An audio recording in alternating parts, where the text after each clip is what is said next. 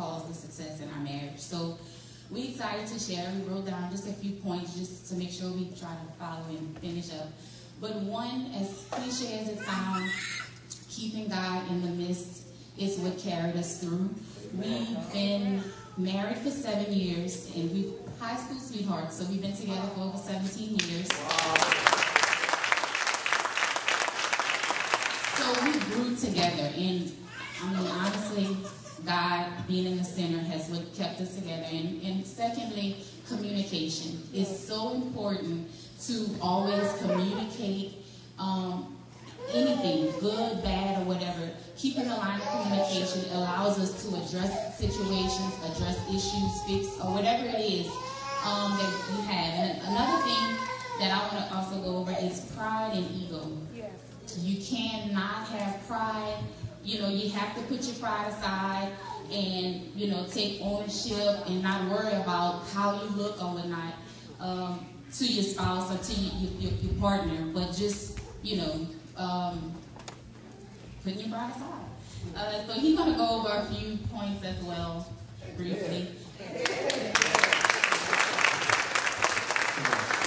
She was nervous. I'm nervous. She said, bear with me. But like she said, you know, putting your pride aside, and that leads into my first point, which is selflessness.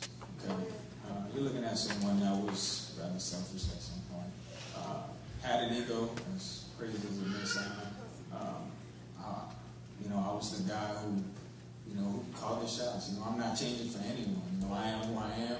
I didn't think I was a bad person. You know, I had to identify some things in myself and really be, you know, convicted about some things I needed to change.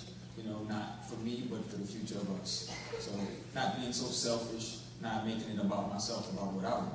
You know, about what we need, you know, to make this thing work. So, as far as that goes. Another one is acknowledgement. When I say acknowledgement, I can go over a number of things, but just to name a few. Acknowledging my wife when she looks pretty. Wish she was pretty every day.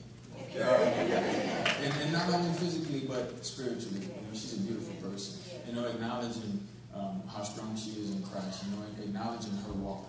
You know, also when I walk into a room, you know, I acknowledge her. I give her a hug and a kiss. Hello, I greet her. No matter how many times a day I may walk into that room, if I leave to go to the store, I kiss her. Hey, I love you. I acknowledge her presence, no matter where I am. Also acknowledging what God has done in that relationship. You know, be a random text or phone call and say, you know what? Dear God has carried us, you know, for a very, very long time. You know, He's kept us together. We've been faithful this whole time to one another. You know, which is a rarity. But He's done an awesome work in our relationship and our lives. And acknowledging Him, you know, I think pleases God and allows Him to pour more blessings upon us. So we acknowledge that daily, you know. But that would about sum it up for me. Thank you. And one of the things also that I wanted to share, and like he said, and you kind of touched on it, but also like reassuring and like we do that a lot. We reassure, we reaffirm, just not leaving no answers, no questions unanswered, or some questions you may have or you just don't want to, just without even having to ask. We constantly reassure and reaffirm one another.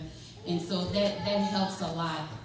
Just keeping it fresh and just keeping it like butterflies, you know? Keeping the butterflies going.